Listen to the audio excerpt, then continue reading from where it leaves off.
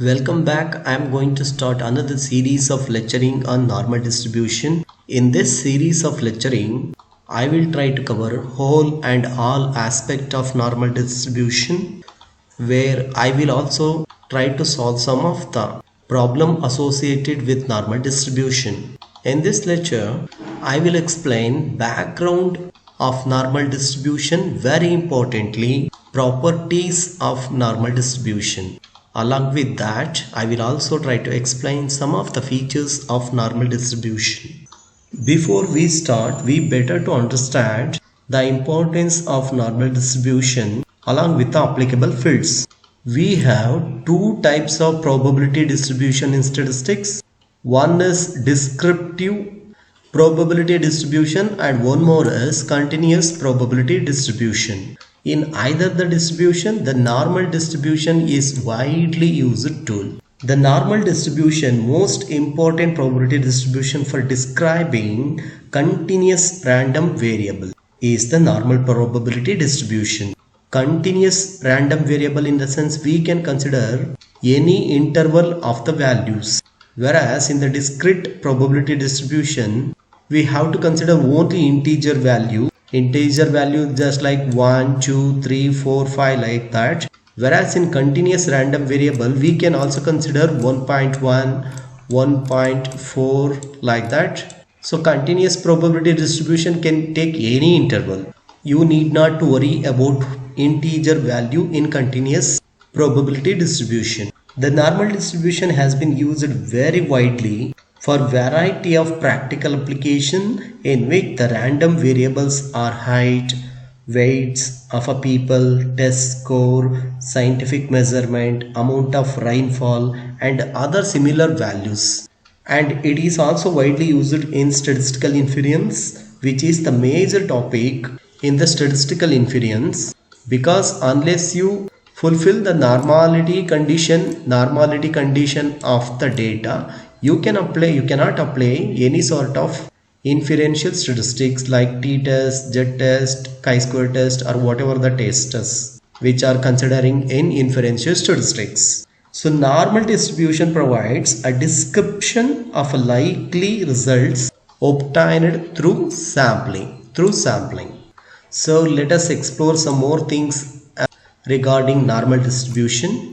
As I said you already, normal distribution is a descriptive model which describes real world situation, and we know that it is a continuous frequency distribution of infinite range. As I told you, it can consider any values, any range of values like 9.5, 10.5 like that, not only integer.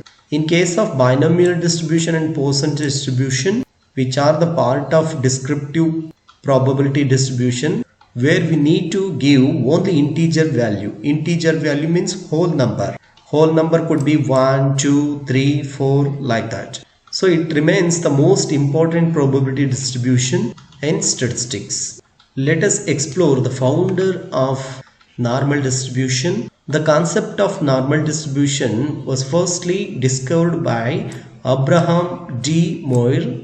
He is a French mathematician and he published an article on doctrine of chances in 1733. This is the basic foundation for normal distribution. When this concept discovered, it was unable to get prominent platform in statistics, but later it was applied in natural and social science by Laplace in 1777. So Laplace improved the work of Abraham, and then onwards it becomes a prominent tool in statistics. So nowadays normal distribution is also known as Gaussian distribution in honor of Carl Friedrich Gauss. He further improved the normal distribution after Laplace in 1809. So now normal distribution is in full-fledged to give so many solutions to the real world situation that are occurring in business or social science or whatever.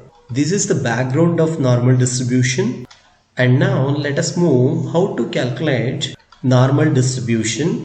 To solve real world situation, we use this formula that Z is equal to x minus mu divided by standard deviation. This formula is called standard normal distribution, and here x is observed mean, which means statistical mean, and mu is population mean, which is derived from the whole population. And here what does it Z means? Z indicates how many standard deviations away from the mean point that x lies. And we have to calculate Z score after calculating this working this formula by entering necessary details of population mean and sample mean and standard deviation. The Z score is two decimal places which can take decimal places. To find out Z score, we will use Z table. From the Z table we will obtain areas of normal distribution. It is often very important to understand the properties of normal distribution. Once we understood properties of normal distribution, we can think of how to apply real world situation into the problem. So firstly, normal distribution has two parameters. The entire family of the normal distribution is differentiated by two parameters, that is mean, which means mu, population mean, and standard deviation. Consider a standard normal curve where you will see how mean and standard deviation can be applied. So this is the standard normal curve. This is the mu, which means population mean, and to the right side we have three standard deviation, which is positive infinity, and also to the left side we have three standard deviation, which is negative infinity. So totally in the normal distribution curve we have only two parameters, one is standard deviation and one more is mu. And another properties of normal distribution is the highest point in this normal standard curve is the mean, that is a mu, which is a mean, and which is also median and which is also mode of the distribution. Hence mean equals to median equals to mode, which means mean, median, mode all are equal in the standard normal distribution. Need not to say there is a mu is greater than median or mode, which is all are equal in the normal standard deviation. Normal distribution. And one more property of a normal distribution is the mean of the distribution can be any numerical value, which can be negative, which can be 0, or else which can be positive also. I will show you how it works. Say for example, if the mean of the distribution is 0, this is the mean of distribution is 0, and if it is mean of the distribution is negative, which we can tell this is negative, mean is minus 10, this is a negative, and if it is a mean of the distribution is positive, we can say this is positive. So which means mean of the distribution can be any numerical value, which can be 0, which can be positive value, which can also be negative value. And another property of the normal distribution is normal distribution is symmetric about its mean. The symmetric in the sense that two halves of the distributions are same, which means one side is the mirror image of the other side. So the total area can be divided into two sides, where one this side is negative infinity and this side is positive infinity. If you consider the whole area is 100%, left side is 50% and right side is 50%, which is symmetric about mean, which gives mirror image to the other side. So if I want to clear again, with the shape of normal curve to the left of the mean, mirror image of the shape of the normal curve to the right of the mean, and the tails of the normal curve extended to infinity in both direction and theoretically not skewed, and these horizontal axis never touches because it is symmetric. So normal distribution is not a skewed, its skewness measured to 0. So normal distribution is mesocratic, and which is a symmetric about the mean. Very importantly, you should keep in your mind this horizontal axis should not touch the below axis. And one more very important property of normal distribution is standard deviation determines how flat and wide of the normal curve is, which means larger the value of standard deviation results in wider and flatter curves, which can be taken. There is a more variability in the data set, which means if there is a larger the standard deviation means the normal curve becomes like this. And we can say standard deviation determines how flat or wide the normal curve is. If it is a smaller the standard deviation, and it becomes like this. If it is a smaller the standard deviation. So depending upon the standard deviation, the normal curve will be flat and wide also.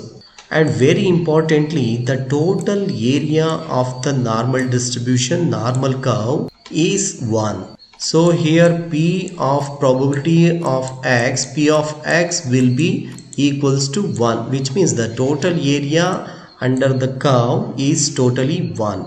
So as I told you already, if it is a symmetric about the mean, so 0.5% to the left side and 0.5% to the right side. So the total area according to probability for normal distribution, probability normal distribution is totally 1, which can take into 100%. So here the probabilities of normal random variable are given by the areas under the normal curve.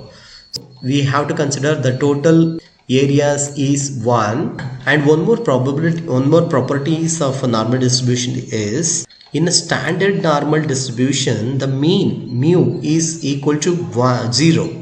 I have shown you already the mu, it is a median, mode or mean is equal to 0, and to the right side the standard deviation is 1, to the left side the standard deviation is 1, which means in the standard normal distribution the mean is equal to mu is equal to 0 and standard deviation is equal to 1.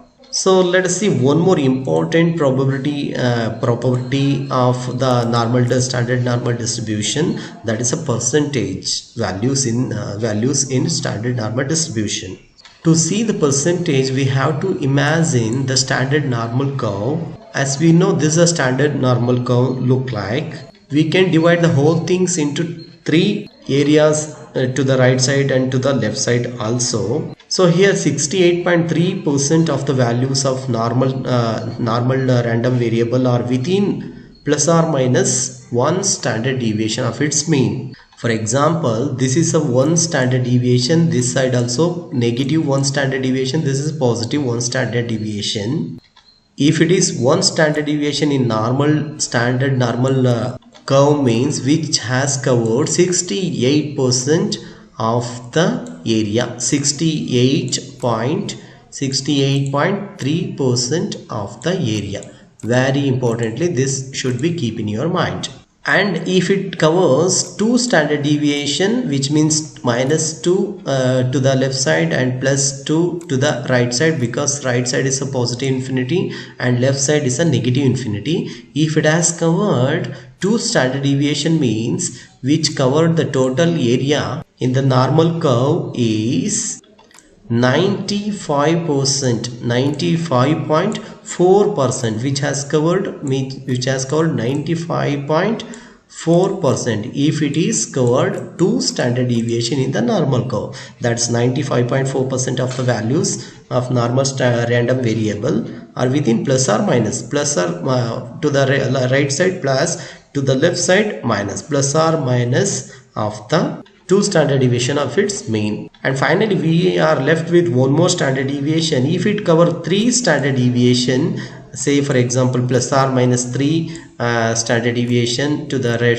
left and to the right 3 standard deviation. If it is covered 3 standard deviation, which means it has covered 99%, 99.7% of the total area in the standard normal curve, which is a very important, which is used to calculate the given values. Now I will show you how it works in the normal curve. This is a diagram of normal distribution. As I told you, this is I have considered here only right side, as I told you, it's a symmetric about its mean, which means the whatever the results are in the right side is same to the left side. So if it has covered one standard deviation, which means which has covered 34.15% and 34.15% to the left side also, if it has covered one standard deviation. And if it has covered two standard deviation means, which is 34.15 plus 13.55, so totally 47.7%. if it has covered two standard deviation, so left side is also the same result, 47.7 plus if it is doubles the total area covered when the two standard deviation are covered means, then 95%, 95.4% are covered. And finally when it covers 3 standard deviation, which will cover 2.15% to the right side and to the left side also. So totally if it is covered 3 standard deviation, which means which has covered 99.7% of the total area, and remaining percent is 0.15 to the left and right side. Totally, as I told you, total area is equal to 1, which can also taken as 100%. So if we want to express in the sense of probability, the probability range from 0 to 1 per 1. So we have to indicate the whole area into 1, which can also taken into 100%. So these are the very important properties of standard normal distribution. And along with that, let us see some of the application of normal standard deviation distribution in the further slide. So in the center it is a mu, which is also median mode, and as I told you, there are two properties in the standard normal distribution, that's mu and standard deviation. We have 3 standard deviation in the curve, that is to the right side 3 standard deviation, that's a positive infinity, and to the left side is also 3 standard deviation, that's a negative infinity. So application are where we are using normal distribution as I told you, normal distribution is used for descriptive in nature, for describing the real world situation, and its application goes beyond describing distribution. Very importantly, standard normal distribution is using mostly by the researcher and modelers for their work.